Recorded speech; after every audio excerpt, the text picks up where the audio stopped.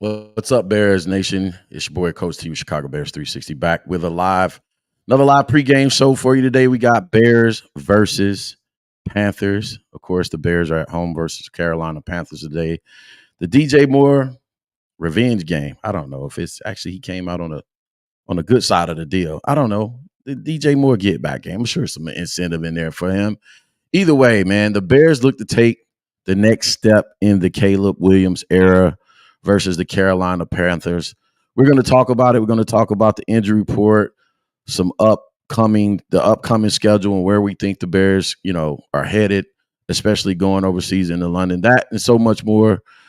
Y'all tap in. Do me a favor as you come in, man. Run those likes up, man. Let's get it popping. We're going to have fun, man. We're going to have fun. We're going to take our time. Of course, I didn't get into some film from last week this week, so I'm trying to squeeze that in as well. And we'll talk about all the controversy surrounding these Bears, the Bears debate on Twitter, X, whatever we call it these days. We're going to get into that and so much more. Y'all know what's next. We got to cue the intro maestro. Let's go.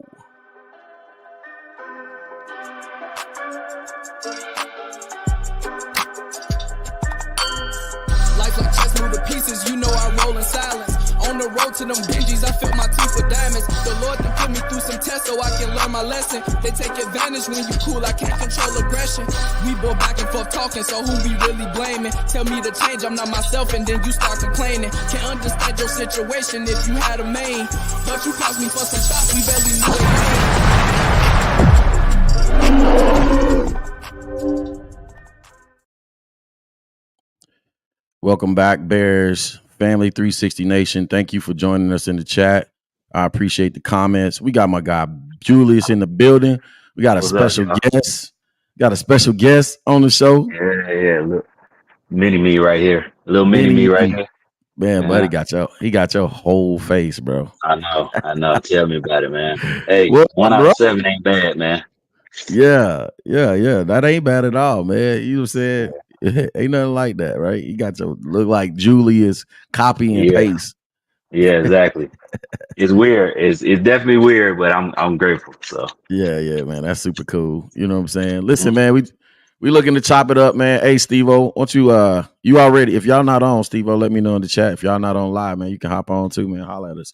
I'll send it to you. Yeah, man, we just chopping it up today, man, about Bears football. Of course, we headed into Carolina. Or actually not headed to Carolina. We host Carolina at home today at Soldier Field. Excited for this one. How you feel going into the game, man? You know what? Same as we always been, man. I just want to see them play a good game, an all around good game. I don't want to morning Cornelius. I don't want to I just want to see like we saw last week. The offense, they weren't trying to be flashy, trying to show off all the new toys. They played complimentary football, which led to a W. So I'm good with that. Like some people, I think, Chase Daniel said he want to see the Bears drop 30, at least 30 on them. I don't really care. I just want the dub. I don't care about that. Yeah, for sure. The dub is definitely the key objective in today's game. However, I will say this, you know what I'm saying, without skipping over any details, you know what I'm saying, playing overall good football is absolutely the goal. Complimentary football is the goal, but we have to break that down. We have to unpack that. What does that mean for the Chicago Bears today? What does it look like in what is this, week 5? Yeah, week 5. What does complimentary football look like in week 5 for these Chicago Bears, for the 2024 version of it? Complimentary football looks like great defense and ball control offense. That's what it looks like. You don't have to be on camera, right? If you get it. But it looks like complimentary football, like great defense and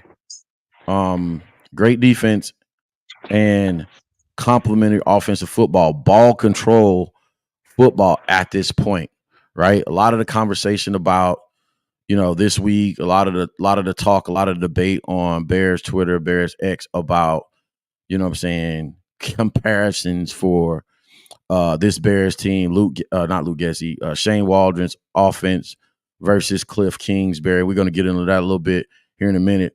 But complementary football for this version of the 2024 Bears looks like ball control offense, meaning control the game through the running game. Keep our defense off the field. Keep the other team's offense off the field. Well, keep them off the field and just control the clock, time of possession, and win the way. We have to win a certain way. A lot of comparisons, again, between Shane Waldron's start and his offense versus Cliff Kingsbury, because Jaden Daniels is doing so well in Washington with the Commanders. And for those of you all that follow the channel, who's followed the channel for any significant amount of time, I would be remiss. I'll be less than petty not to tell y'all that we said that was going to be the case with Jaden Daniels, right? But before anybody gets triggered and getting their feelings, let's unpack that. Let's talk about the nuances that go along with that. Because people are trying to steal Cliff Kingsbury's credit. They trying to diminish what he's doing in Washington by saying he's running a college offense or air raid offense. We're gonna fix that right in a second.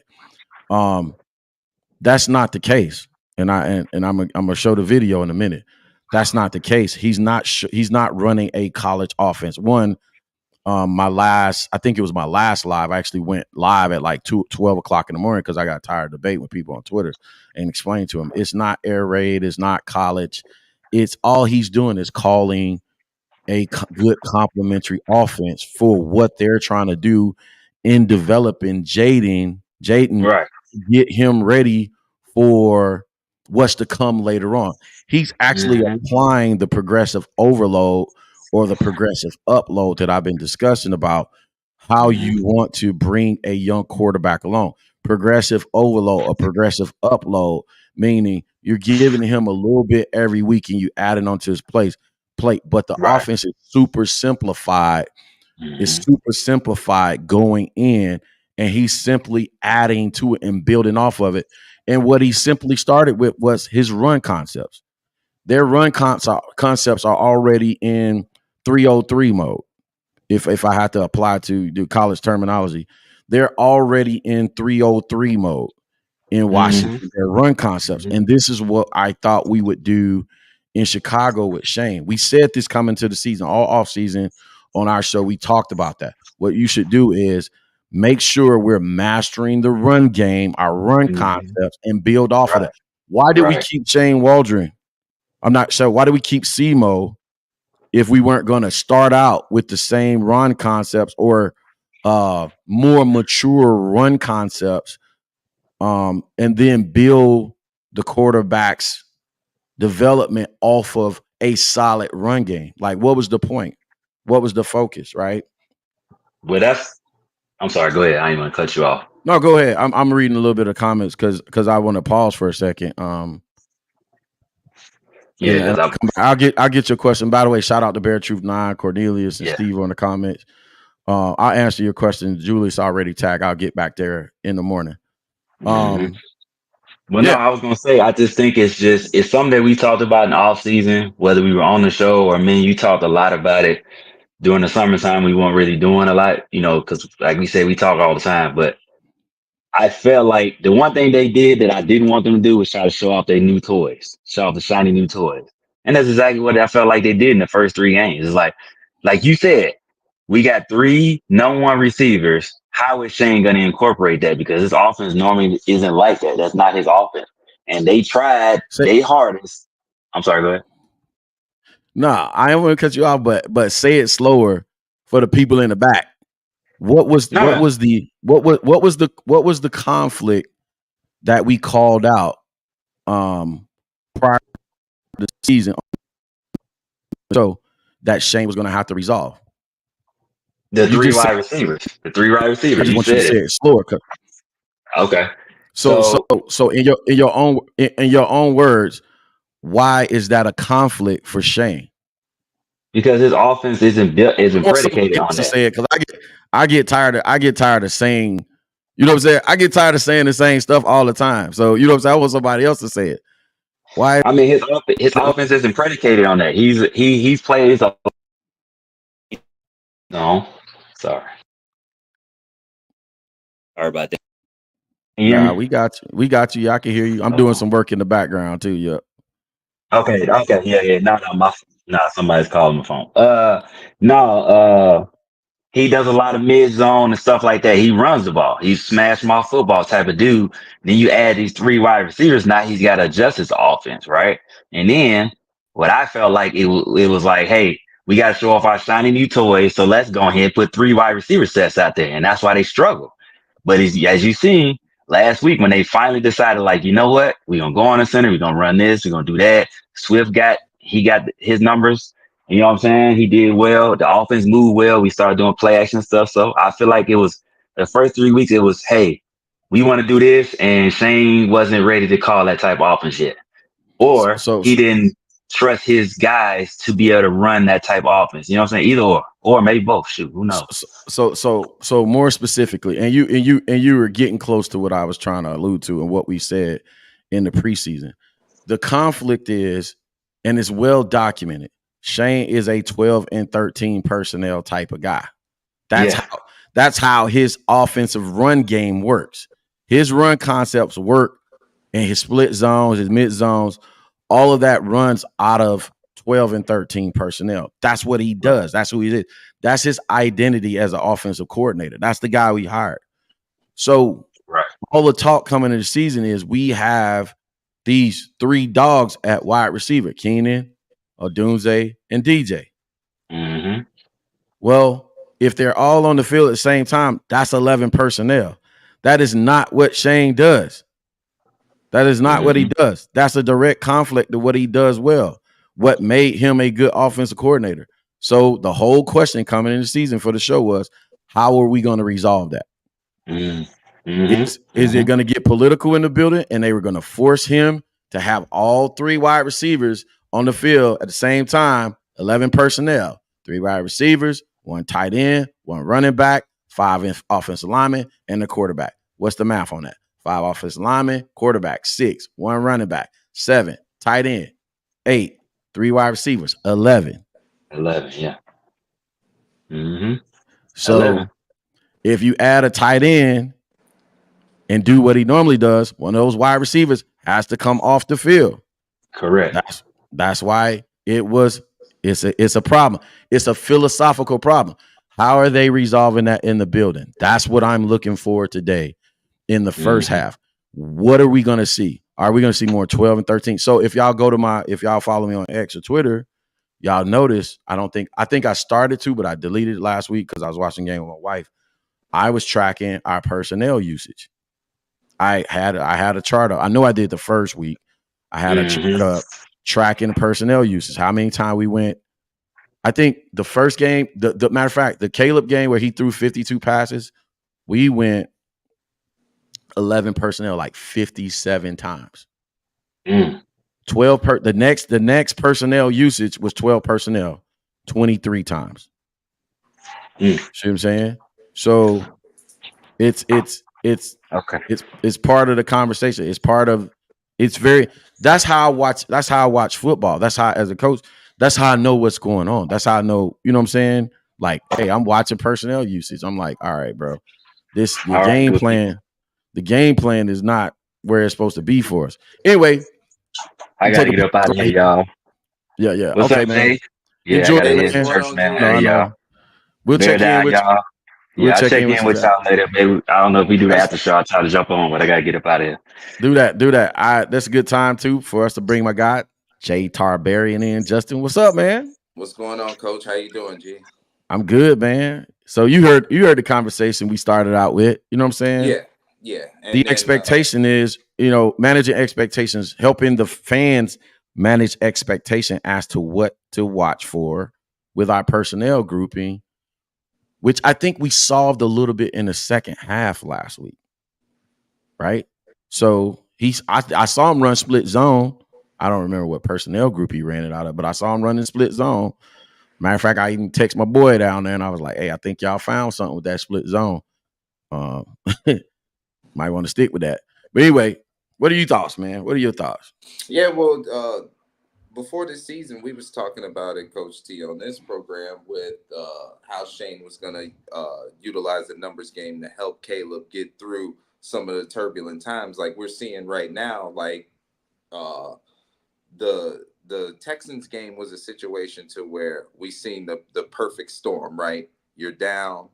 You got to get some chunks of yardage. You not just moving and change. You have to get some yardage aggressively to get some points. And you wasn't able to really establish a run game that needed to get doctored in. You seen what happened with the 11 personnel with trying to feed all of the wide receivers. You lose the interior of the football field. So uh, going into this game right now, I'm a little bit excited, Coach. I'm not gonna lie. I'm not gonna lie because Carolina has been giving up pockets of yardage in that 17 to 23, yardage area. And what you got to do is Shane is going to get forced one way or another to slam the ball north and south right up their gut to get those guys closer to the line of scrimmage to exploit that. And I'm trying to figure out, is he going to start the game off like that to where he can utilize it, let's just say the second or third series, or is he going to wait it out like an anaconda, be patient and try to choke the Panthers out and use it when he got to have it, in that second possession of the third quarter when you're really trying to get them points. Yeah, that's a good point. You know what I'm saying? I kind of went through this week, right? You especially like it's like, man, with our strategy, like do we that's always an interesting choice to make as an offensive coordinator, because you watch film, you scout them, you're like, okay, you know what I can get away with, but do I attack with what I know what I can get away with? Do I punch or counter punch? Like, so do I come out in what I know I can get away with and start out with what I see on film I can get away with, or do I show them the left and hit them with the right? Right. So you make a good point, right? So exploiting these pockets that we've seen, or you say you've seen in Carolina's defense, do we go out there and exploit that right away, or do we come out with the counter punch mentality? If you ask me, with a young football team, and I'm not talking about young in terms of age, I'm talking about young in terms of experience with each other, because I believe that's another topic to have a conversation about this football team. This football team is a young football team in the sense that a lot of these guys are new. They haven't been together a long time. And so you see a little bit of a different – every team is different.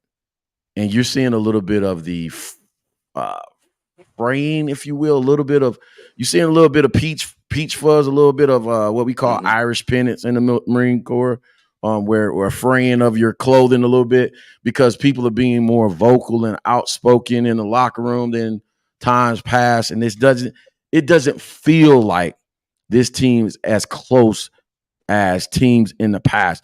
And I understand that's a development process that kind of happens throughout the season. That's on the head coach. He got to make that happen. He got to figure out to bring these guys together, say the right things, push the right buttons, and making sure the all team talk, family talk, unselfish talk, all that stuff comes. And he's emphasizing that message. There's the soft skills and there's the hard skills, the technical skills that he had. Yeah, the X's and O's and scheme and all that other stuff. But then you still have to be a head coach and be like, hey, we're a family. We're a team. We got to come together. We got to bond. These are your brothers. We got to fight for each other. We got to look that man to your left, your right. We got to go out there and we got to play for him. We got to do your job. Understand when you're not doing your job, you're leaving the next man out to you. You're leaving them out to dry. All that talk, all that kind of talk comes from the head coach, right? And we got to bring that together. So 2 different points we just made right there. You're right. How do we attack strategically or tactically? But then all of the overall strategy for the football team of bringing them together, we have to make sure we take care of as well. I want to take a step back and answer or talk about Bear Truth's questions and his comment here. His first question was, Coach, what do you think do you think of Chicago's offensive second half, and do you think that should be how we play fourth quarters? Hey, Bear, what I wanted to do is, because I didn't have a chance this week, it was a busy week. We got 3 games in 7 days on my end I had to prepare for. So I ain't getting no film work, but I wanted to get into some of the film today and see exactly what we were doing in the second half. I know we were kind of trying to throw it and run it around, but the one thing that did jump out to me from what I did see on the live broadcast was we found something in the split zone, which we hadn't been running a whole lot of in the previous 3 games. And I'm like, okay, we're starting to find some stuff, right? And split zone can be a very good concept in the run game where you build an identity off of. The irony of that, Jay, is this. The one thing, if I sat back and looked at a Sean McVay game in times past and said, Sean McVay does this, the one thing I would say Sean does is split zone. The irony of that, we were playing them last week and we discovered the split zone in our run game. Like, hey, we're going to run this. So when you see Cole Kmet cutting behind the line and going from one side of the line to the other on a run play, and we're running behind that, that's a split zone. They're running zone, and the split is Cole cutting behind them, right? And it's meant to give you either the front side, mid, or inside zone. If something breaks there, good. But if it doesn't, you have that tight end on the back end cutting back, and you can cut back off that block, and you can still get yardage, which we did on the one big Swift run where we cut it back kind of in the hole and got a big run. But what that helps you do is there's so many concepts you run off of that, because that split zone doesn't have to be a block. You can boot that, you can fake that, and you can actually throw it to Cole in the flat off some kind of flood concepts. There's so many plays you can run off of that and build your identity off of something. So that leads me into Bear Truth's second question, right? Because he said it's 2 different questions. Respectfully, the question to me is what's the difference in how Caleb being developed and how Jaden's being developed, right? One, I said this earlier, Washington has a run game identity. They came in saying, we're going to run the ball. If you I watched Washington tape. They run powers, they run counters, they run counter motions with bash concepts. They run a lot. Their run game is at 303 level already at 4 and 5 games into the season. Their run game is at 303 level. Ours is still at 101. What does 303 level mean? College course level, like 303. You take a 303 course, is like, hey, you know what I'm saying? 303 is like philosophy 303. You know what I'm saying? Like, this is going to be the harder philosophy course. 101 is introduction to philosophy. See, I kind of knew that, Coach, but you know, when we get into the football talk, it'd be a lot of 303s and all of that. Oh, you talking about like a lot of numbers and stuff? Yeah, no, it's like, hold on, it's the mastery. Yeah, they're at black belt level already. Washington's run game is at black belt level. I was telling the coaches, on the field this week. I said, bro, I was watching Washington tape because somebody challenged me on something, and I did the live at midnight. I said I was watching the Washington tape. I said, bro, they ran because we put in GT counter last week, we put in GT counter last week, and what happens is people see on film you run GT counter or GY counter or GH counter, right? They're going to start sending bodies towards the counter, right? They start picking up on your tendencies. And I said, I saw Washington run bash opposite of the counter motion. So they pulled a guard and a tackle, and then they ran the bash concept opposite. They just ignored the blocking scheme and ran away from the counter, knowing that the defense would flow towards the counter motion. And they looked at me. They was like, oh, hell yeah. Like, we got to put that in. As a coach, that's why you watch football. You steal stuff. You know what I'm saying? That's like, that to me is next level. If you're already at the phase right now where you like, we've run so many counters that teams are going to adjust to it. And what I'm going to do is just ignore the blocking scheme altogether and run some whole totally different concept off of it. It's crazy. So to answer Bear Truth's question, that's the difference to me. They're Washington is running their offense through their running backs. Jaden is just managing the offense well, similar to what Jordan Love did at the beginning of the season for Green Bay last year. It was all through the running game, and then they're asking Jaden to make 20, 25 throws in the total game, and those throws though are set up off of the running game. They're not like, hey, we're putting the whole game on your shoulders. So when people say we're asking Caleb to do more, I understand that take. I understand that part of it, but also understand too, it doesn't have to be this way. And that was the whole conversation we had coming into the season. We were having coming to the season. What was going to be Shane's development approach? His approach, is it progressive upload? Is it progressive overload? Meaning I start him out in 101 or green. What's the first belt in martial arts? Green belt. I start him out in green belt mode, and I build the identity offense through the running game, and I ask him to do a few things here and there that's exceptional or special during the game. Or do I just throw him to the wolves and say, go out there and throw it 50 times? You see what I'm saying? To me, that's the biggest difference. Let me slide this clip in it because I bust my ass trying to get it up so I can put this to bed too, right? Because when people was having all the conversation about Cliff saying Cliff's running college offense, one, I had that debate on Twitter. I was like, fuck it. All right, you won't tell me what I'm seeing?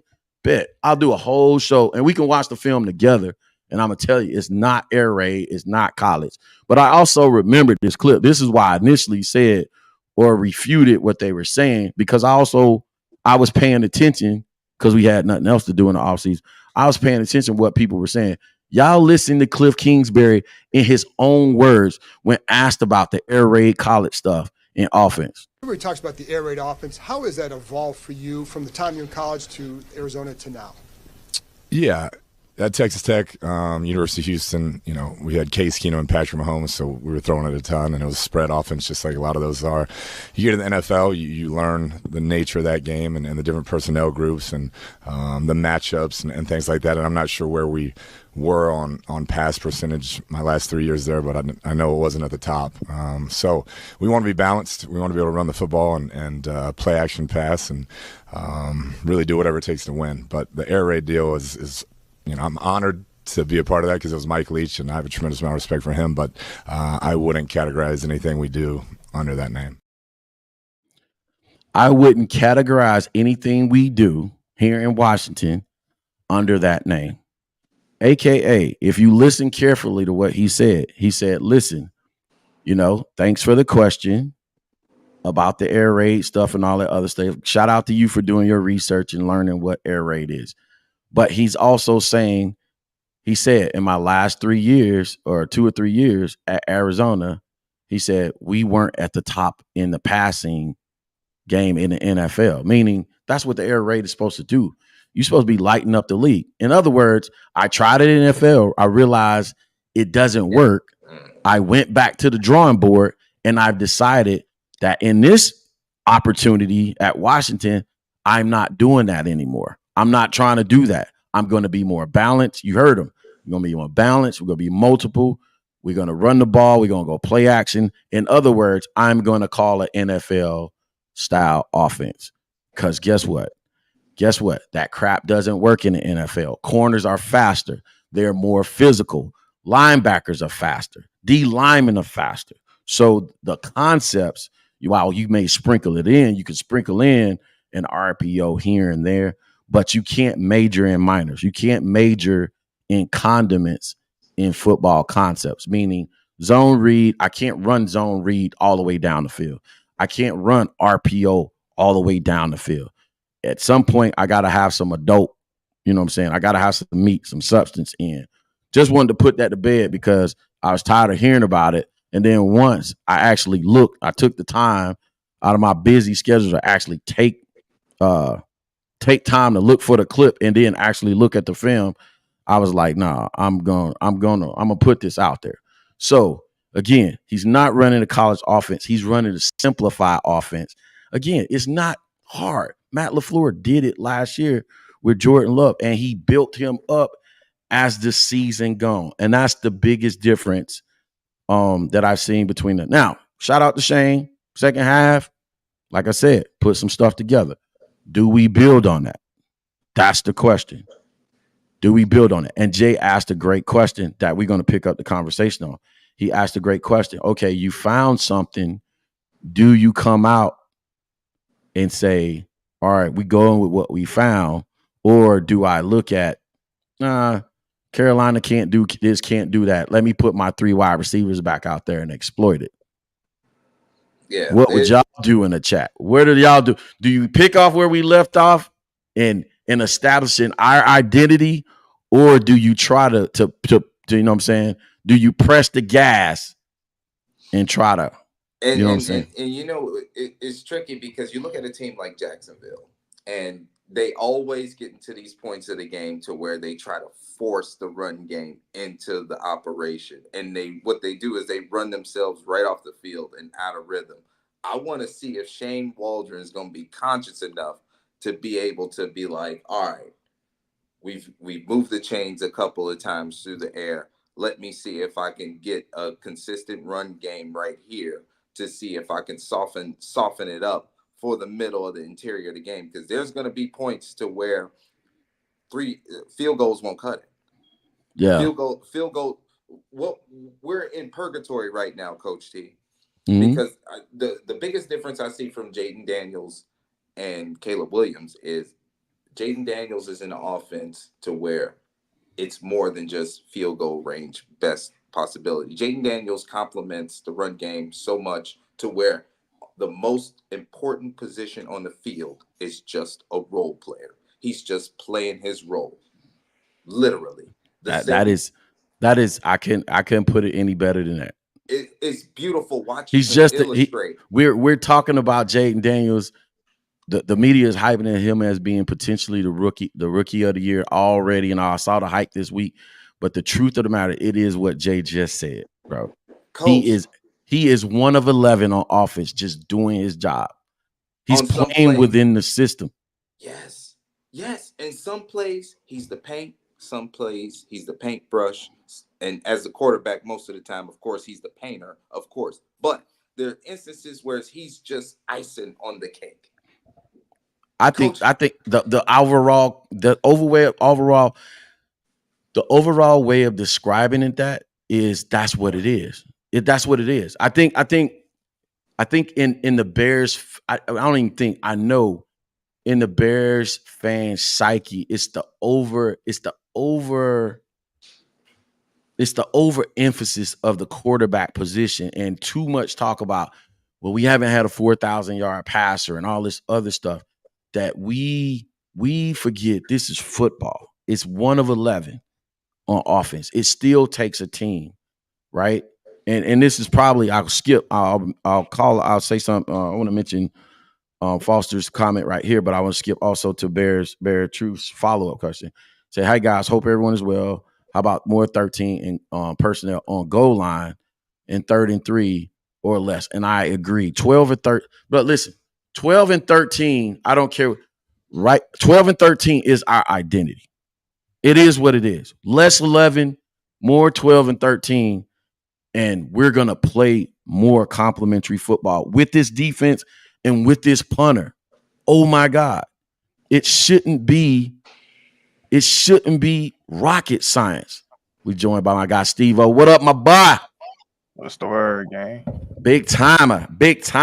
You know you always welcome. Steve-O, it's been about 22 minutes. He said quite literally. Steve making the rounds. What you heard so far, man, before I get down here? I heard it. I've been listening the whole time. Yeah. I've been like, again, it's just glad I'm tired of repeating myself. Yeah. It's good to hear it from everybody else. Like, y'all starting to see it. I mean, well, y'all always saw it, but it's good that everybody else is starting to see where we coming from. So I'll let you take this one for Bear 29. We're having a series of questions coming. He's saying what?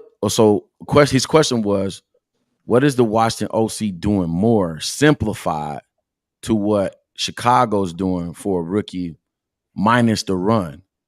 So minus the run. What is he doing that's more simplified than Chicago outside of the run game? I got my thought, but I'm gonna let you answer because to me, it's just the overall play calling of it all. Like they're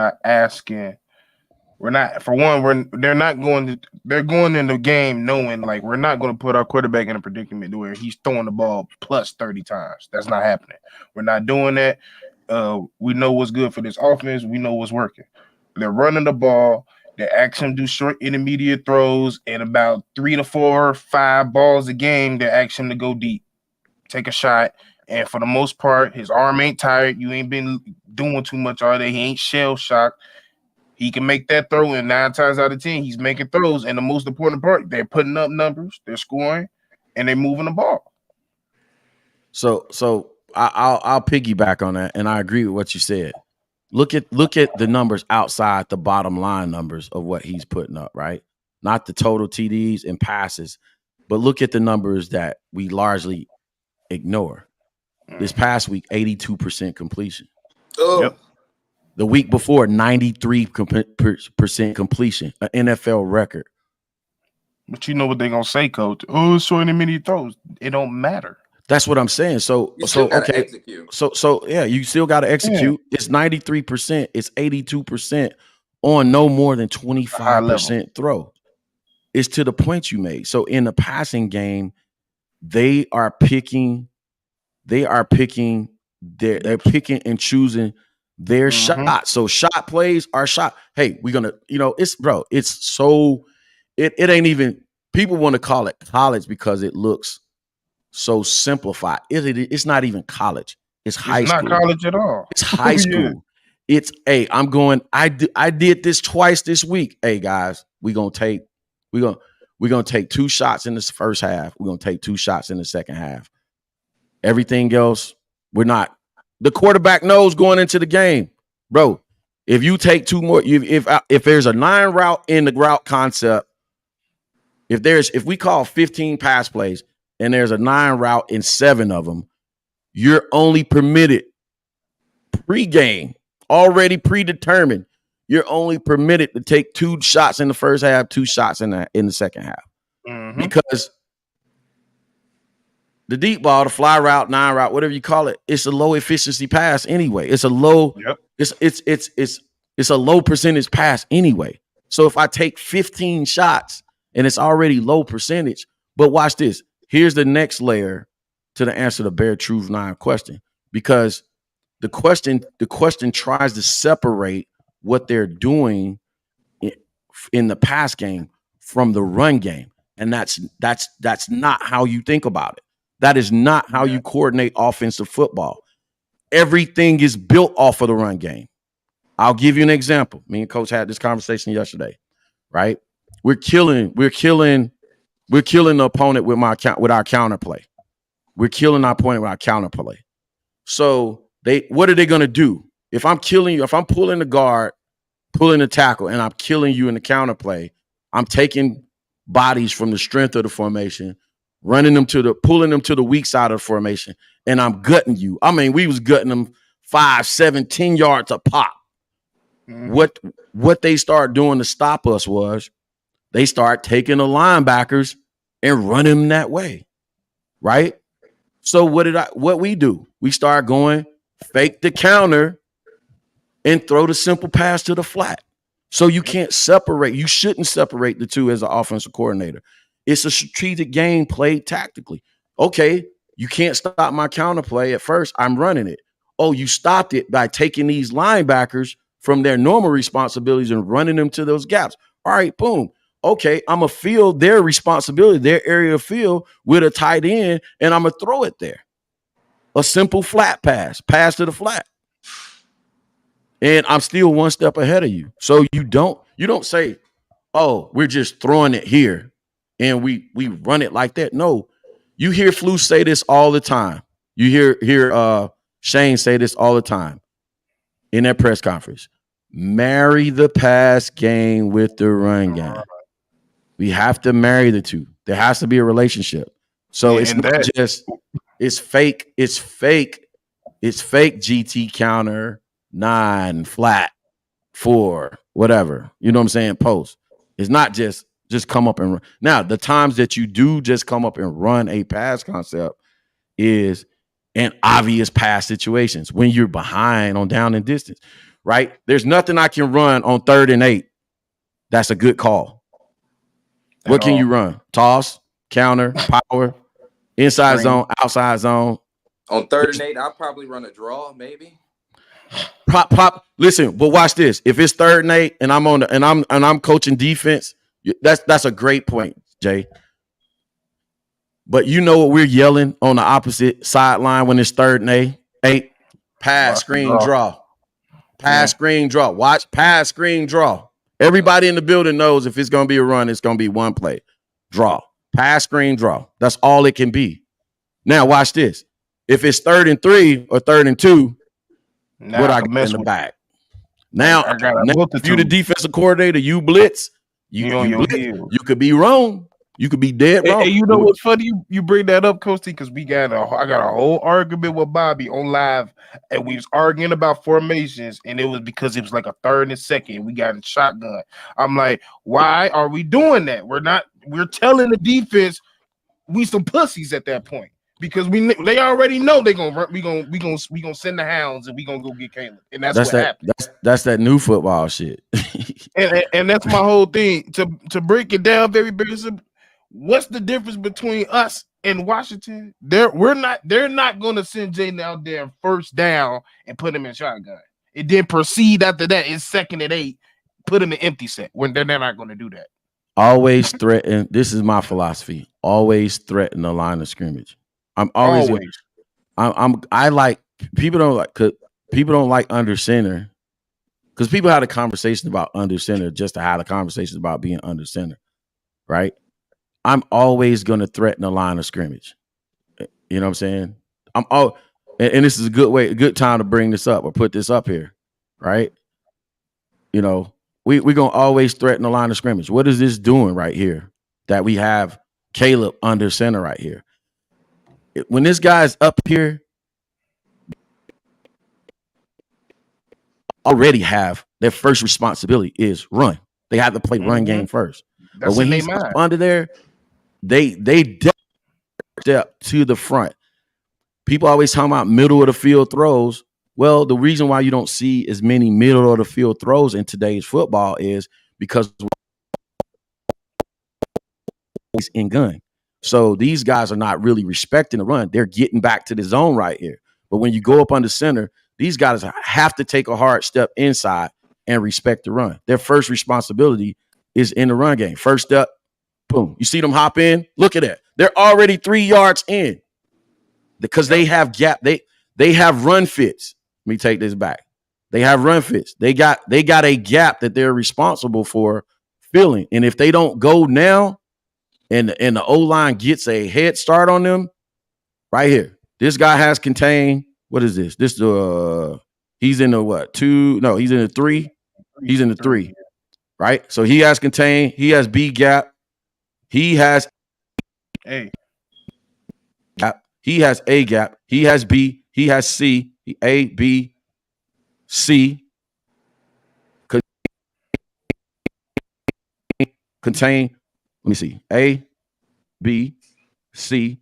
He probably has this D in this corner or this corner right here. Probably has contained on the backside. That's called a run fit. If they don't step now, he don't step now, and that ball comes through his. By the time he makes contact with the running back, he can fall forward for another 2. Called run fits. That's why they got to do that. You threaten the line of scrimmage. Look at here. We coming out on this play right here in what? 13? Bro, that's 5 yards a pop. 12 personnel. Why? Do it. Nobody cares about 500 yards passing. That's why I hate fantasy football, bro. It's messing up the game. Yeah,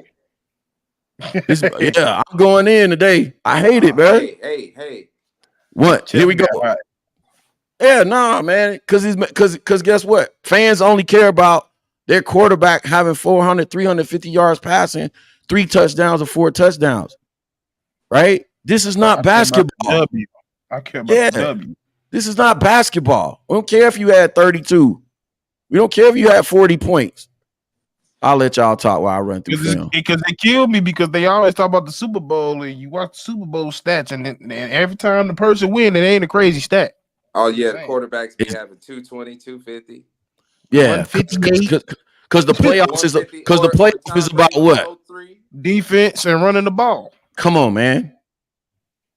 Come on, talk to me. It is what it is. And at the end of the day, and also they don't like to have this conversation. Oh, you think we got all these weapons? It's gonna get cold. We don't have a dome here yet. Yeah. You can't play that style of football. Yeah, exactly. So as we're watching this, watch this. We come out in 12 personnel, we run the ball. We come back with 11 personnel, we throw the ball. Quick hitch, great play. All right, same play. They play it twice for you. So Hey, coach, at least give 'em a knocking different on angle, the door too. right? Good play. Quick game. They coming out, they throw it. I'm finna let her in. Hey, my mama say we can't have no company. What up, Elise? Goofy. What's the password? Hey. What do What's you the mean? What's the password? password? Okay, I like Elise your is background. queen. That's the password. How's that? Ha! I'll let y'all talk while we watching through the film. Hey, no, Steve-O, I like the defensive part of football because controlling the line of scrimmage and like down and distance, like I like that above all. I think what we gonna see today, we gonna see how Caleb manipulate that because me and you both think that this is a game that's circled on the calendar. Like, okay, this is a dub. This is the day where you impose your will on every level of the business. Yeah. They should take care of business. And Back here, we come back here. All of the calls Caleb makes at the line, all of the fucking checks we're gonna have on the defensive side, they should be top flight. This should be a tune-up game going into the midway point of the season. Facts. So right here, we've already seen 4 plays. We've seen 1 pass, I believe. Y'all keep track for me. We've seen 1 pass out of 11. Everything else has been Can we just look 12, at the body 12, language of the defense? 12 That's all I personnel. want to say. Oh yeah, they like, oh shit.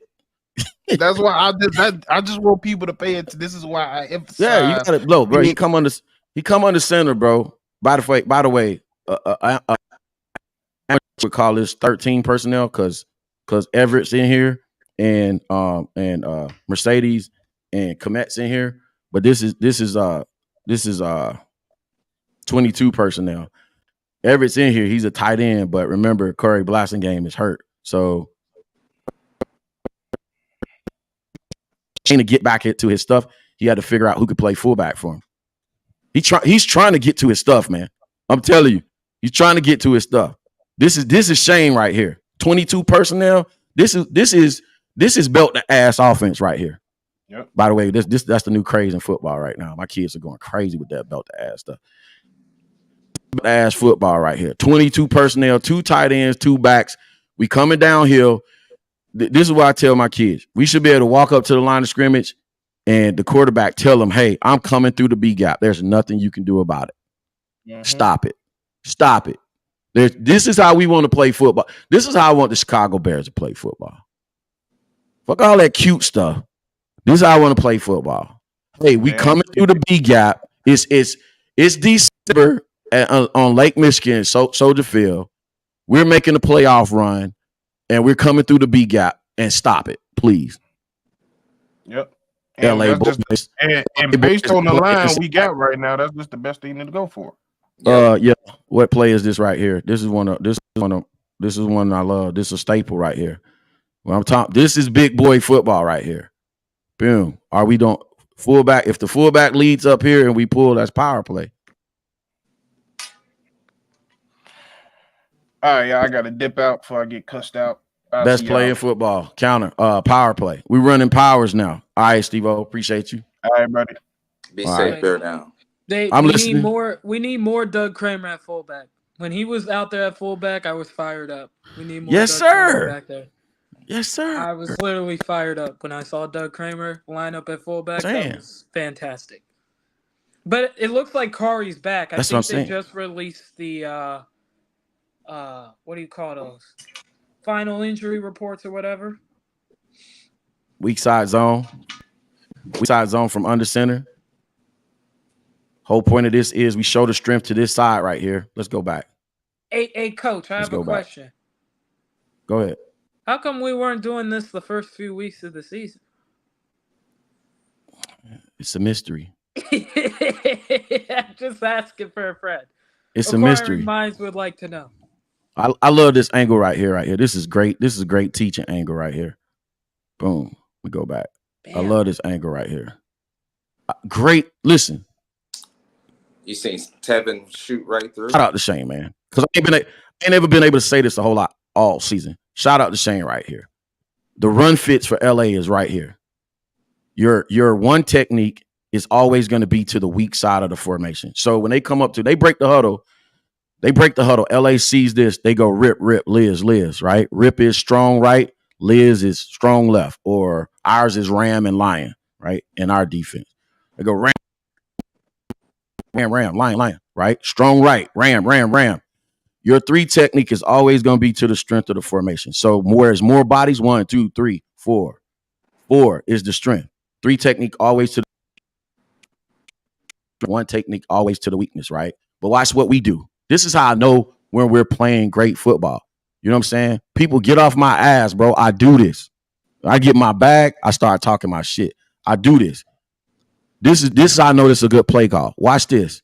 We show them the strength, our strong left, their strong right. Watch what they do. You have to counter that.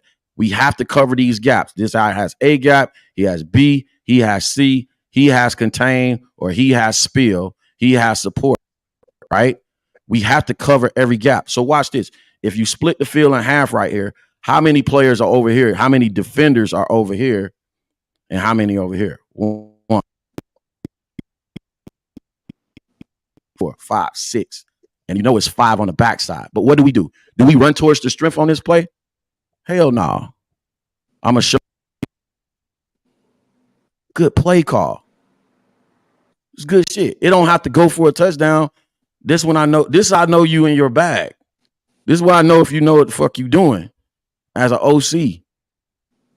You understand leverage. You understand gap respect. You understand the numbers of football. Why is football? I tell young bucks that want to be a coach.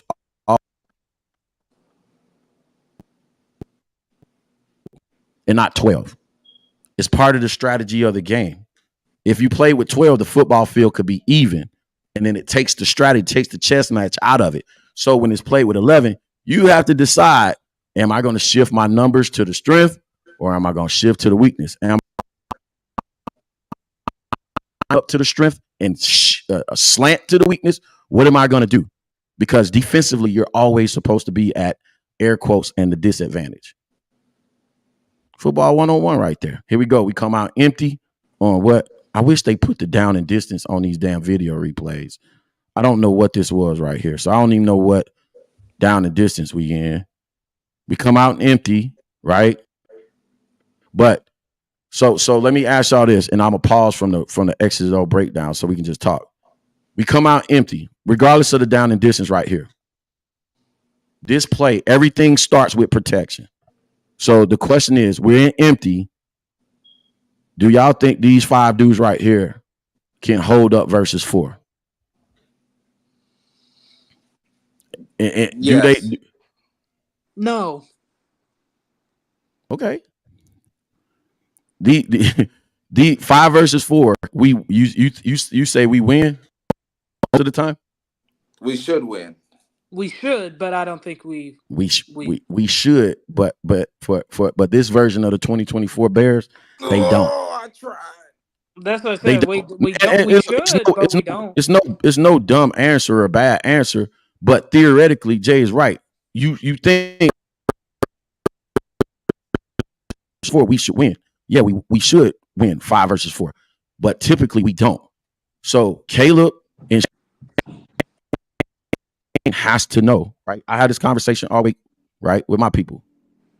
All right, you know what we got up front, bro.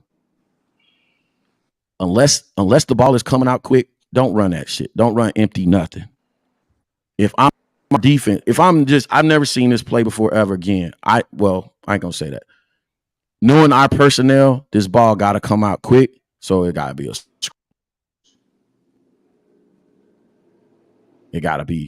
something quick because the way these dudes play so far this season, they just haven't shown me. So I'm not going to put them in bad positions as their coordinator. Let's see what happens. I don't remember the play, but again.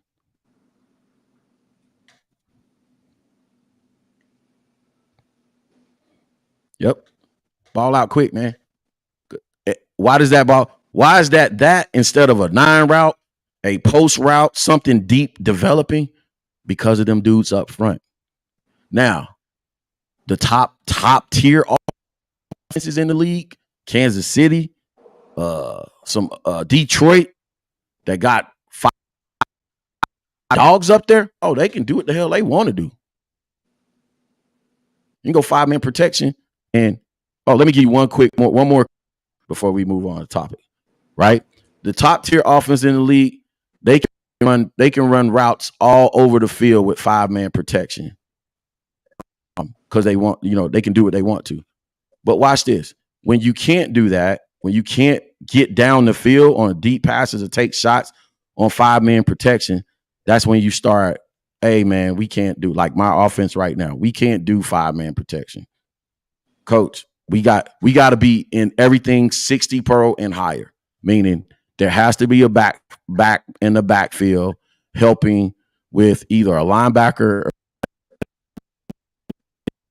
coming off the edge. My left tackle is just, sometimes he's into it, sometimes he's not. So my quarterback knows, put the running back to the right and send that running back screaming off the left edge to help this tackle right here, because he's not that. If I want to get down the field, because guess what? It's time, right? I need time. You got to buy yourself that time. The people that really want to pay attention to football right now in this current set is 1, 2.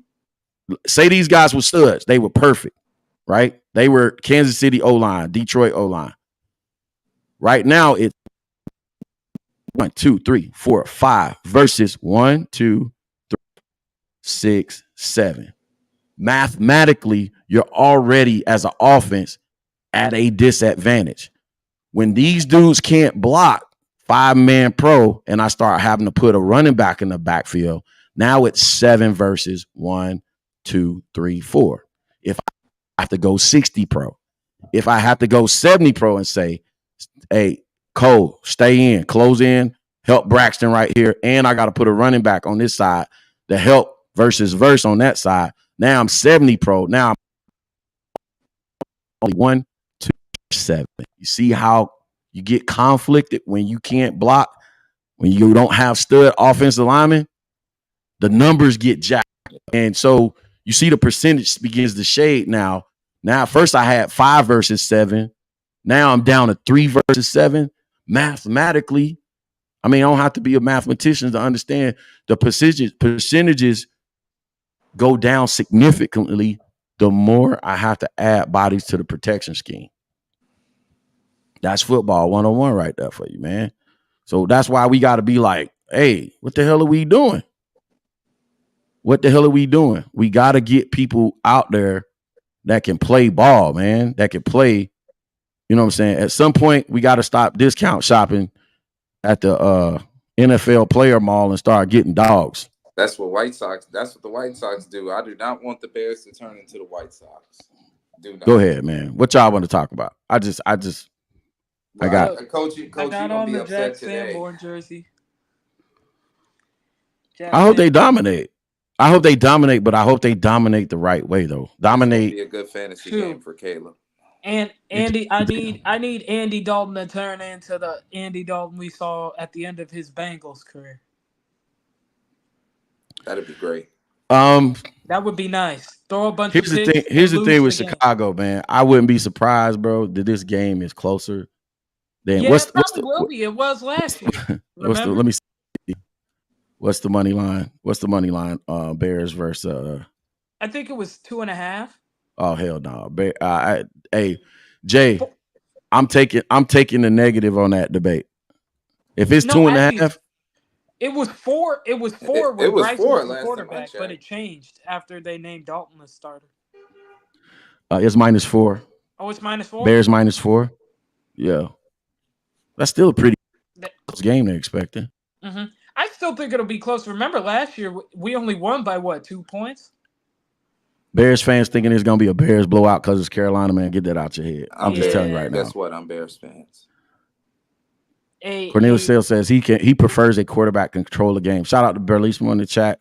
We get some Burlesmo coming. He said only stat that ultimately matters wins, loss column, but sure, if you're flipping the field, your punter, defense working. Come on, man. It's barely one. It's not that hard, bro. We got Torrey. Facts. We got Torrey in a preaching, great defense. Keep Just preaching, run the goddamn ball, man. Low Man, key, bro. what I want to see, I want to see Shane put the ball in Caleb's hands around the goal line a little bit more. I will agree with that. I mean, sure, but I don't like just running up to the line, Elise, and just telling a team we're going to throw it 4 straight times. Caleb's a very good ball handler. I mean, I get that. I don't disagree. You meant run it, Jay? You meant run it? Or no, not run it, but like utilize. No, I'm saying you meant not going up to the line of scrimmage and go to goal situations and run it for a straight time. Yeah, that's what he did. I don't like that. I think Shane Waldron could use Caleb the same way Cliff is using Jaden, because look at how Jaden just complements play action and boots. Play action boots, mixed direction tosses, misdirection tosses. Like you could take advantage. Or at least more funny. He said, "What?" He said, "What a stunning shock! The week that we significantly spend more time under center, the offense works better. Who would have thought?" Hey, coach, listen, man, heavy on our sarcasm. What's funny is, man, what's funny is people would try and be dismissive or diminish. That's why if you go to my Twitter, I put Coach T lowercase in air quotes. They try to be funny, thinking they hurt your feelings because they air quote coach and stuff like that. But though, I don't care what you say, though. Hey, Coach, did you see what anybody could call this shit, right? Did you see what Ben Roethlisberger said about that on Pat McAfee show the other day? No. He talked about that same exact thing.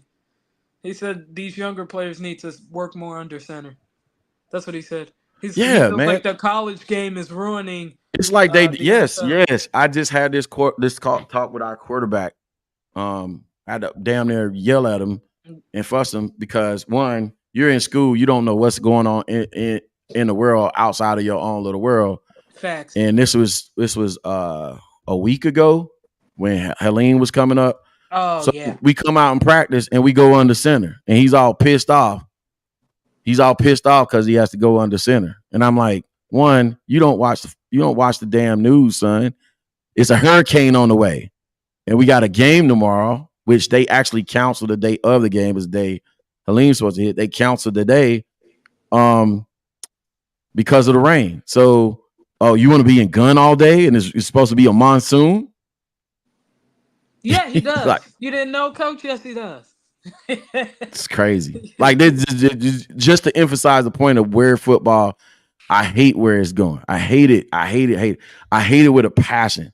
You know what I'm saying? And somebody tried to be dismissive. Some famous person tried to be dismissive and said, "Oh, gun." Oh, matter of fact, it was Coach T, Tomlin.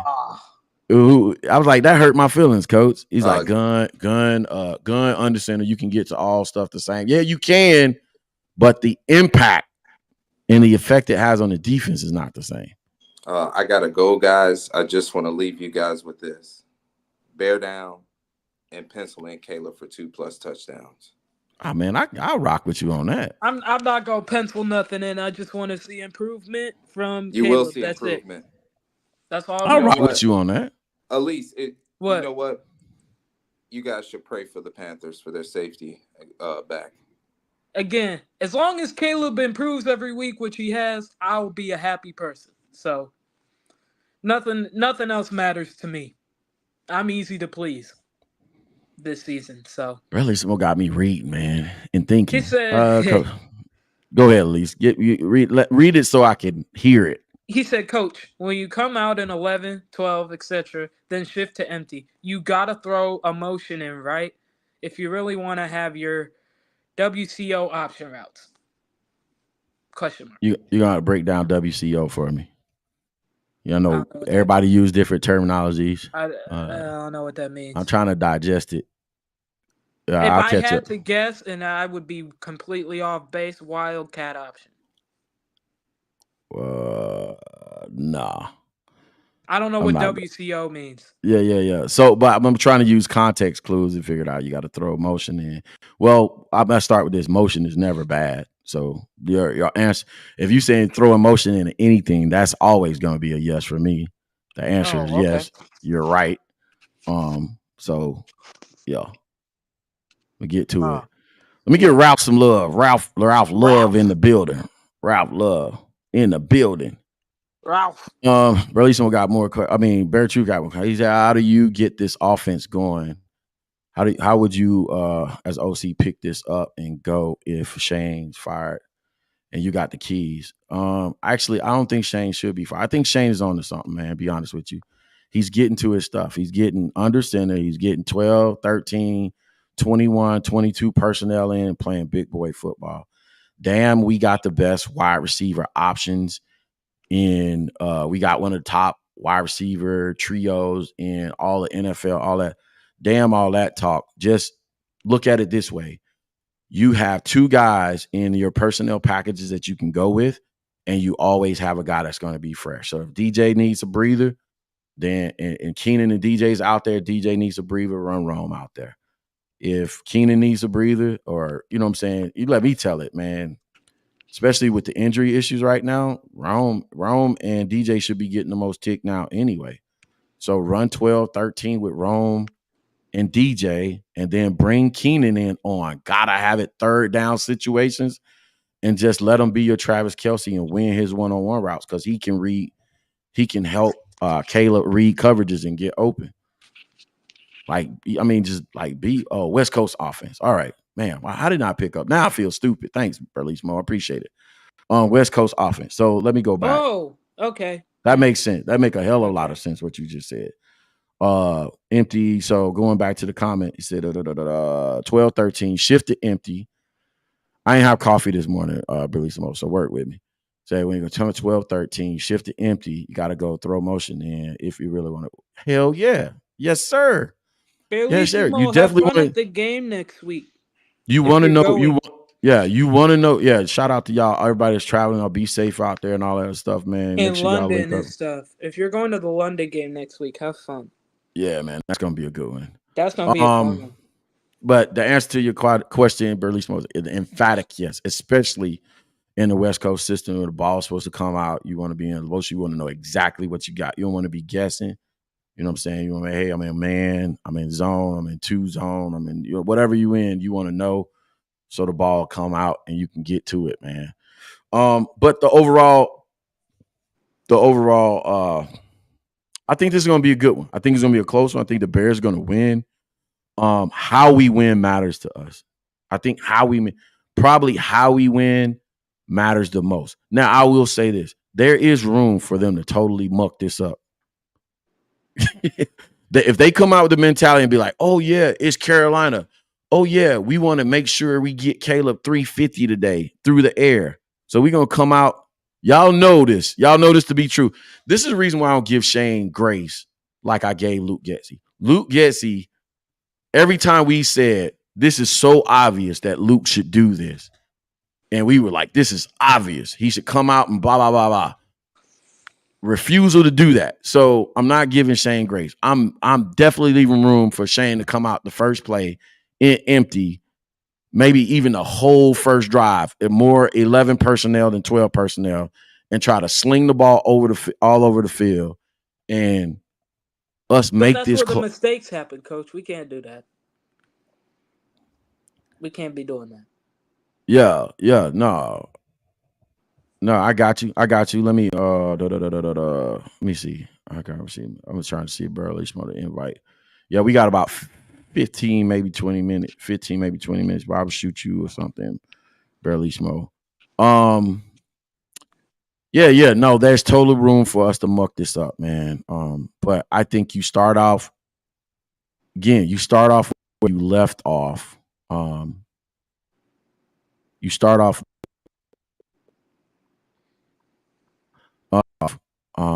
because my Twitter is being weird.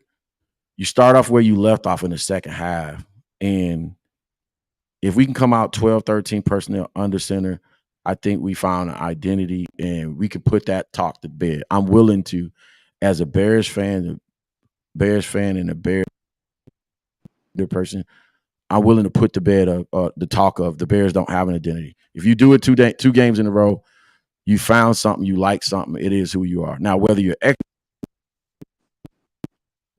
not the question. But one thing about the run game, and Burley Smoke can chime in on this when you get in, one thing about the running game is this: you ain't gotta be killing it in the run game for it to be effective. It's still, if there's time on the clock and you're still threatening the line of scrimmage with the run game, you can still get to the stuff. You know what I'm saying? You can still play pretty balanced football. It's only when you're behind or you're in a must-score situation before the half or at the end of the game where you can, okay, now I need to totally abandon. And if they do that in a situation with Caleb, they say we got a must-score situation at the end of the game and they're not in 12 and 13 personnel. I'm not saying go totally abandon 12, 13 personnel. There's still stuff you can get to out of that. But say we're in a must-win situation in the game and they decide to go 11 personnel, 10 personnel, and let's let the kids sling it. I'm win or lose. I'm not going to be mad at that. I'm like, hey, they did what they had to do. Obviously not if it's the end of the game. Yeah. But you say obviously not, but like our fans, like common sense is common virtue with our fan base. Coach T, they're not like me. I came in with the mindset this season. As long as Caleb's improving, I don't care about the win-loss record. I do not. See, so I'm satisfied either way. Like, I'm happy either way. I win either way because I have no expectations for anybody. As long as Caleb's improving, I don't even care what his numbers look like. Yeah, that man could throw. I seen it, bro. But if I see him out there doing something better than he did last week, that's a win, a success. Period. So, first one to come in, Mike asked the question. Talk some more about versatility, I formation. We basically pounced on the gun, but guess what? You can run I. You can run the I off or I queen or I king, where you have a fullback behind a guard. You can run a number. I sent it to you on Twitter, your inbox on Twitter, DMs in Twitter. Yeah, you can get to all your stuff out of I. Guess what? The pistol is just another version of the I. Pretty much. It hides the running back. So again, when you hide the running back, those linebackers got to know where he at. So you can put them in. You can be in gun and go pistol. It's a variation of the I. You know what I'm saying? You can get it that way. The overall thing that you get out of it is you threaten the line of scrimmage. You make those linebackers play honest. And when you create space behind them, you make them play honest, you create space behind them. And again, you can attack the middle of the field. So that's what it boils down to for me. What's your score prediction? Me? Yeah. I don't Give it. I would say 27-24. I'm a cheat. I'm gonna go see what Vegas saying. What's the total? I don't know who wins. Maybe I would pick if I had to pick someone, I'd pick the Bears. But again, I'm not really looking for W's or L's. I just want Caleb to be better each week, which he's done that. So I never used to do this before. I wasn't a big Vegas odds person before, but I've learned over the years they usually spot on. What's the over under? That's what I'm looking for. Over under is 41 points. Bears minus favorite, so it should be in -4. So the Bears are 4-point dogs or are favorites. I'm not a better. Okay, 4-point favorite. And it should be 4-point favorite in 20s, right? 41. Mm-hmm. So okay, I'll go 28-24, even still. 28-24? Yeah.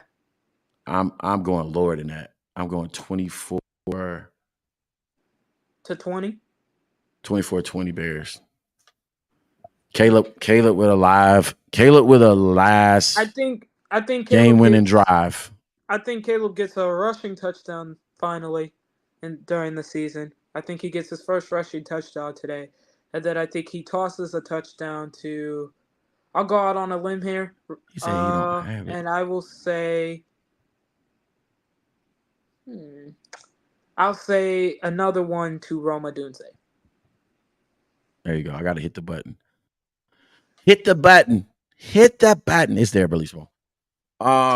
Yeah. Let's talk. We'll talk Burleson a little bit more, and then we get out of here.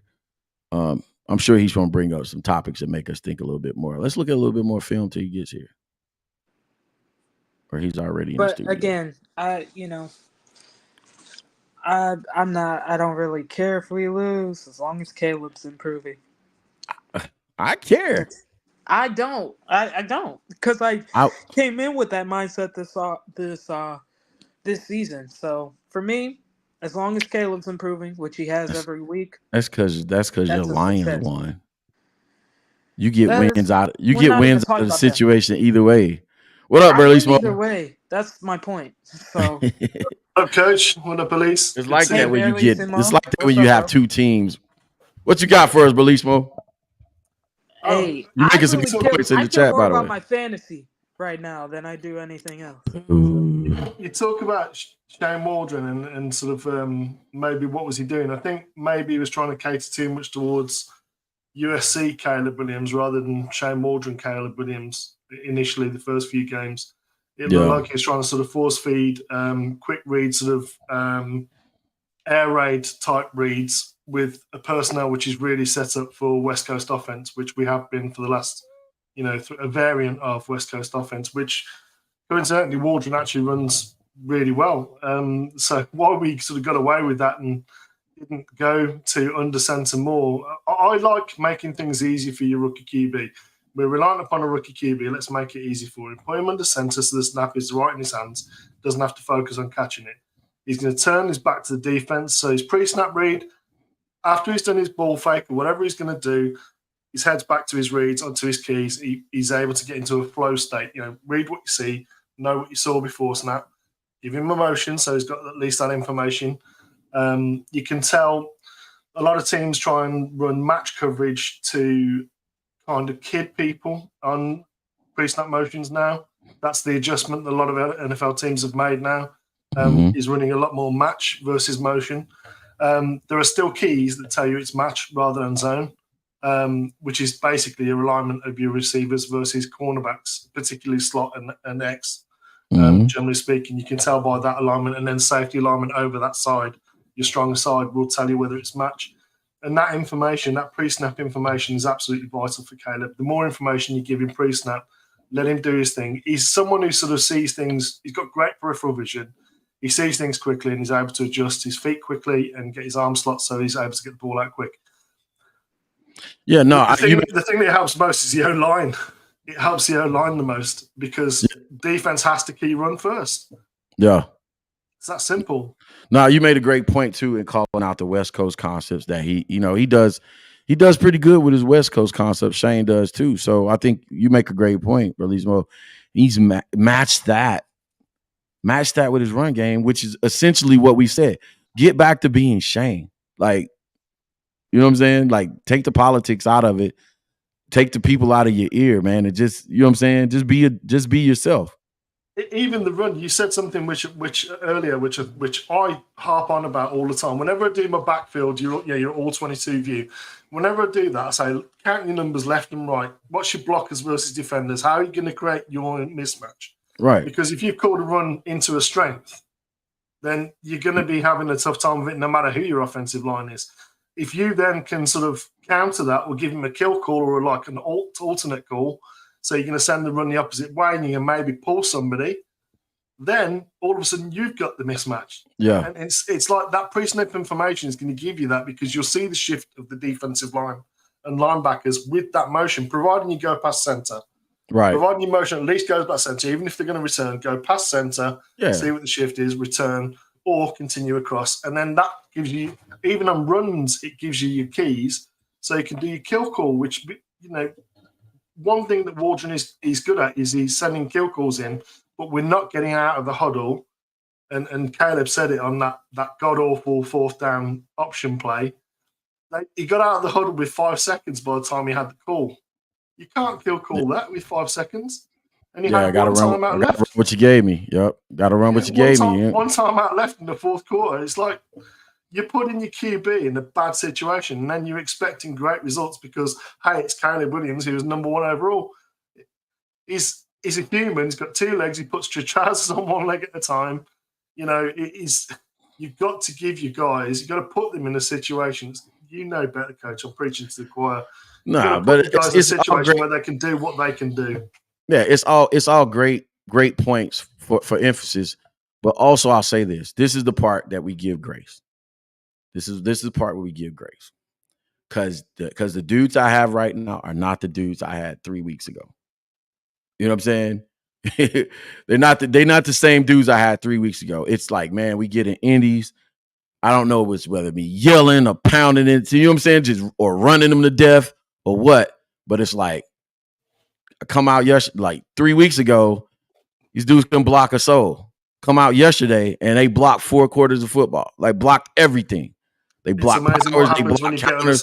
It just clicked. You know what I'm saying? So it's like, I give grace because I'm like, man, damn. It could be they go back, they do the right thing on the practice field, in the film room, in the practice field, they emphasize the right things, and guys start taking it seriously, they take ownership of it, and we come out there and run the ball over them or throw it all over the field. It could click. What I'm speaking to, Berlismo, you appreciate this, is also the process, right? So how we'll look, and I've said this about Caleb since last season, right? People be like, oh, you're a Caleb hater, whatever. Oh, look, lay me whatever you want to. I've said it last season. The Caleb we see at about week 12 is going to be a totally different dude that we saw at the beginning of this season. Absolutely. By week 12 to 14, I'm telling you, get excited. I'm excited. I'm like, okay, because I've seen a lot of things. I've seen a lot of coverage. I've seen a lot of blitz packages. Boom, I built a toolbox. And then also, like you said, Shane knows him better. He knows the team better. Small details that you mentioned, like getting in and out of header, getting the play call in. You know what I'm saying? Getting our personnel packages on and off the field with velocity, with quickness, with efficiency. All those things become like second nature during football season. And the great teams, the good teams, the great teams, they would have improved on that. And it becomes muscle memory, and we're executing a lot better. So I'm good with everything you're talking about, because it talks about how football is actually played and coached. It's not hyperbole. It's not conjecture. This is what's really happening down there, man. And it's not because you want it to be great in the beginning. Like, realistically, who's executing at the high level right now? So it's offensively, it's the usual suspects. Who's surprising us in the NFL right now that's probably more efficient than we would have expected them to be? Probably 1 or 2 teams, but everybody else is like continuity. Kansas City, Buffalo, Houston, Miami. Those are teams you expect to be there offensively already, right? You know what I'm saying? Not a guy that you just drafted, 2 new receivers that never played together before, a new offensive coordinator. You know what I'm saying? So for that part, Greg Braggs will be happy with me with that statement. You know what I'm saying? Relax, give it time, people. One of the things you talked about, Coach, there, which, a coach to a coach, if I may, is when you're talking about muscle memory, because that's key. And that's been part of the downfall of the Bears over the last 4 or 5 years on the offensive line. Yeah, we haven't had maybe the players I certainly would have drafted if I was the Bears GM, because I would have addressed that 4 years ago when we had Cody Whitehair in decline. We'd have addressed it then. When James Daniel was going to free agency, we'd have addressed it then. He would have stayed. Right. There's a lot of things that they could have done. But muscle memory, talking about muscle memory, when you're in a 2-point stance, there's basically 2 steps that an offensive line, generally speaking, will do: a pass set or a post step. Mm-hmm. It's one or the other. A pass set is literally, you can have your 45, you can have your straight back pass set, your wide pass set or your straight back. Yeah, and if it's post, then you're either going to post inside or you're going to post outside in the run, because that's the only steps you can take from a 2-point stance. From a 3-point stance, because your shoulders are down, it makes you can swing, you can swing the gate, you can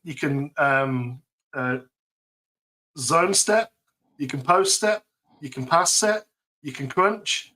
There's so much more you can do from an offensive line. And when you get these guys under offensive line, under center, everybody in 3-point stance, Everyone goes down. That defensive line and the front seven in particular has to then read the guard. They can't just look at the QB. Because when you're in gun, they don't even bother looking at the guard because you're going to see instantly whether it's a pass snap or whether it's a post. And that's going to tell you whether it's pass or run or draw. So you can then instantly, as a linebacker or as a defensive tackle, as a 3-tech or an end, you can instantly key on the QB, what's he doing with the ball with the halfback in the backfield. Extra level of detail. Yep. Under center, his back's turned to you. I've got to read the guard. I've got to read the guard until I know and I can commit. Then I've got to go. And then I've got to get to my, if I'm getting out there into zone, if I'm getting to my landmark, I've got to turn my back on the QB. Yeah. No, that's a great way. That's a great way. Hello, that's a great way of calling out what you just said. It's the picture you create. It's what you're presenting versus 3-step versus 2-step offensively, right? I'm not presenting a whole lot. I'm not showing a whole lot. Isn't that the very essence of offensive football, right? To hide what you're doing, right? So I'm not showing a whole lot. Make the defense honor everything that you could do. Yeah. Great point. It all aligns, man. It all aligns. Great points, man. I appreciate Berlissimo joining us today. Listen, man, I got to get out of here hosting today. So I got to get the guy. I got to get, Pops. What kind of food you got? I don't know. Mom's cooking. My wifey cooking today. So whatever she putting on the menu, I'm going to sit back and kick my feet up. It's been a long week, man. Shit. We 3 games in 7 days because of these damn hurricanes. So bro, imagine that. You play a game midweek. You got 2 days to prepare, and you play again. You get another 2 days to prepare. I'm not ready for this 9:30 a.m. game next week. Like, bro, I'm probably gonna sleep through the first half of it. It's been a crazy football season. Not a 9:30 a.m. game for me, at least. It's a 3 p.m. game for me. Are you going? Yeah, I'm going. I'm going to be in the Bears. That'll be fun.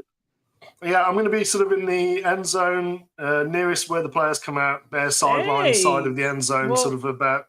We're gonna look for you on camera. Good time, Berlissimo. I really do. I hope you have a good time. We're gonna look for you. We're gonna look for you on camera. We're gonna look for you on camera. Right, we're gonna look for you. When I wake up, I'm gonna be like, "Where's Berlissimo?" I'm gonna be. Well, I'll tell you what I'll do. I'll put my game day fit out on X, so you can key in for me. But I'll wear something that's a bit sort of a bit loud and Bears. That stands out, so I could be like, "All right, yep, there he is." There you go, man. Yeah, take it all in. Take it all in. Enjoy. 24-17 is my prediction, Bears. 24-17 today. That's close. That's why I said 24-20. Like I said, 28-24, probably the Bears. I don't know. We haven't scored 4 touchdowns in a game yet this year, so that's what I would personally love to see. I'd love to see at least one TD in each quarter. Last week. Yeah, well. So we need to be. I think we taking get advantage 2 from of it. Caleb, and then 1 from probably Roshan, and then the other one, DeAndre Swift. At least you can sign me up for the Doug Kramer for permanent fullback committee as well. I'm down on that. Do that. That was. Can we please do that, please? The pad level. He was coming from the backfield into the linebackers was absolutely fantastic. Barely small. I was literally crying I was crying in front of the TV. Let's do it. Watching Doug Kramer, I was just like, "Is that Doug Kramer?" That just makes too much sense. I don't think the NFL likes. I don't think the NFL likes that kind of football anymore. Bro, I need to see fourth quarter. Big Daddy Doug needs to be out there more often. Oh hell yeah! I'll give it. If it was me, I would give it to him. Big Daddy Doug. That's a no-brainer. 4th and 1, I would definitely give it to him. I'd be like, Doug, put him out there. Yeah, that's it. Talking about how, and then again, the seed of the plant, the shift in the mindset of the fan base, they'll get that. We gave Doug the ball in a 4th and 1 or a 4th and goal, and he scored. Could you imagine that? A goal line situation scored. Having the ball on the goal line and just trucking people. Oh, this is how we play. Speaking from experience, I would be so fired up. Speaking from experience, Elise, there's nothing better as a big guy when you get into the hole and the linebacker's there. He sees the size of you. You've got the ball in hand. And he's like, you see the look of oh shit in his face because it's me versus you, and it's going to be you. It's as simple as that. Exactly. Business decisions. You know what I also need? I need a Jack Sanborn interception today. Oh, that'd be nice. I wore Jack Sanborn before we get. Jack Sanborn should be starting. He should be starting somewhere in the NFL. He's starter level. Yeah, he is. Yes, he is. There he is. I got to do this before we get out of here, man. This next guy here for sure. Inactives for the game, Verlis Jones, Kari Blasingame. Oh, he's out. He's Zach still Pickens. hurt. Zach. That means Big Daddy Doug. Smith and Dominique Robinson. Big Daddy Doug. Don't play with me. We're gonna see some Big Daddy Doug action, as Elise has officially named him. Yes. Listen, man, y'all enjoy the game. I'm Coach T. That's AJ, Elise, and Berlismo for Chicago Bears 360. Y'all know what we say, man. Past, present, and future, we bear down. We'll see y'all next week. Peace. We out of here. Bear down for it. Boom. I gotta find my graphic. There we go.